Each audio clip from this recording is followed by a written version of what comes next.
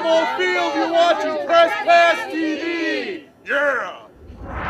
Hey, I'm Andrea Fasano, and thanks for joining us on Press Pass TV. The Colts moved into a new stadium recently. We have an exclusive special behind-the-scenes tour of the new building and the Colts practice facility. We bring you into places cameras and most people have never gone before, as they are off limits to everyone but players and staff. It's brought to you by our home away from home, the 4040 Club, an upscale sports lounge. Find out more about the 4040 Club at the4040club.com. Lucas Stadium is the new home of the Indianapolis Colts. Built just steps away from the old RCA Dome in downtown Indy, it opened on September 7, 2008. On the outside, Lucas Stadium looks awesome. Like an overgrown field house or brewery, it fits in very well with the downtown Indianapolis area. The stadium will be home of Super Bowl 46 and holds 63,000 fans for football. It will also host the 2010 basketball men's Final Four for the NCAA, holding 70,000 fans for hoops. Inside, the place was built for comfort for fans. Concourses are double the size of the RCA Dome's concourses. Each concourse is branded by a different sponsor. In the AirTran concourse, you will find some airplane seats and airline-themed food concessions. There is also a podium for press conferences in front of fans. The Lucas Oil Concourse is part of the main entrance and boasts many big windows. It has a diner and another restaurant, and a huge Colts horseshoe to broadcast pre- and post-game shows from. The seats are all large and comfortable, they have cup holders, and more importantly, all offer great vantage points. The stadium has several luxury suites in the middle of the sections of seats.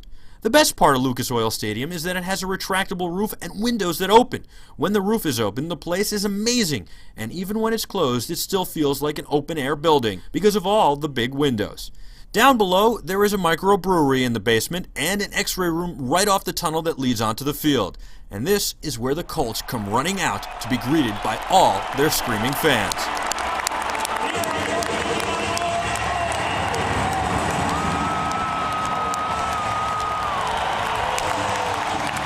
The field is fake grass known as field turf, which has a great spongy feel, and there are several luxury boxes on the field in the back of the end zone. Now that's pretty cool.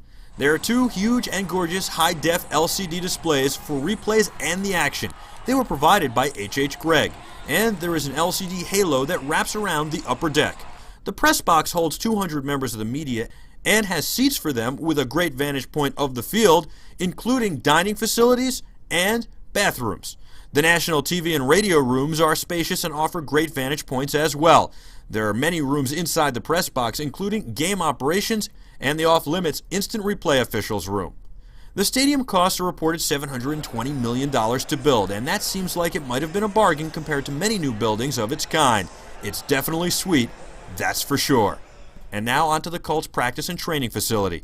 It's also a unique and nice space about 30 minutes from the stadium. This facility houses the Colts operational offices, like the one for Vernon Cheek. It's my whole week, okay? Wednesday is when everything gets kicked off with the media, okay?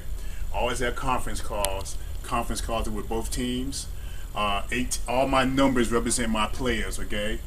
Tony, in the football side, future conference calls in week 2 and 3, all right? That's gonna be Minnesota and that's gonna be Jacksonville, all right? But all this was my week that I try to keep track of, all right? So I keep my days moving. The players gather daily in the meeting room to watch film and meet with coaches. All right. The whole team meets in here at 9 a.m. on a daily basis, okay? All right? That's very important for Wednesday because Wednesday represents the first day of the week where they come back after a day off. Tuesdays are typically the days the players are off during the week, during the regular season, okay? So what happens is, hey, Tony is down here. He's lecturing the team. This is what we need to expect this week, all right? These two charts, right? Self-explanatory, okay? But these two charts, you see all the little heavens for the whole season, all right? Okay? And as we go through the season, you'll see numbers that correspond with things, all right? So hopefully you're high in the takeaways, all right? Low in the giveaways. You have a net. Hopefully your ranking is very high, all right? A lot of times they get that statistical information from our department. So coaches will use it to try to make sure, that all the players know where we rank and what they need to work on and get better. But coaches monitor all of this, and Tony goes over all this when he wants to talk about strategy and stuff like that. This is our media room, okay? This is where I spend a lot of my time, my boss, Justin Dickens, Pam Humphrey, okay? This is where Tony stands, all right? That's the press conference, all right? We bring in Peyton, we bring in Noble players, all right? All coming here, okay? Especially if we have playoffs and coming here and everything, all right? Most of the time, though, when we have open locker room, you're gonna be in the locker room from noon to 12:45 on Wednesdays and Thursdays. But typically, Tony does his press conference from here. This is all our publications for the week, all right? We have statistical information.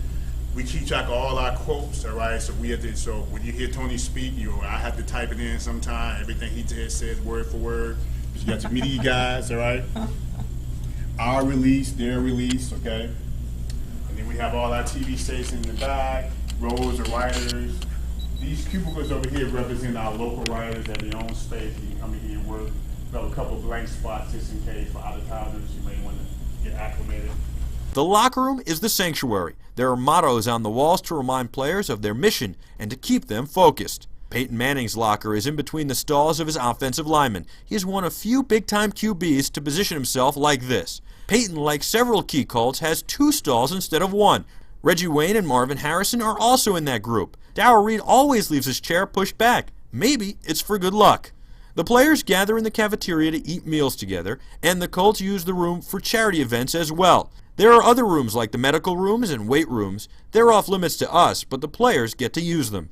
And this facility boasts 3 fields, 2 outside, one that has real grass, and one that has field turf. And there's one inside so they can practice in bad weather. That one has field turf as well. And those are the homes of the Indianapolis Colts. We hope you enjoyed your tour. In Indy, sneaking into some cool places for you, which I'm not supposed to be in, Michael Artsis, PressPassTV. I hope you enjoyed that story. For more behind-the-scenes action, make sure you check out our website, PressPass.tv, or our YouTube page at youtube.com/PressPass. Also, don't forget to check out our live and podcast radio shows at PressPassRadio.com and keep that feedback coming in to mail@PressPassTV.com. For everyone here at PressPass TV, I'm Andrea Fasano. Stay tuned.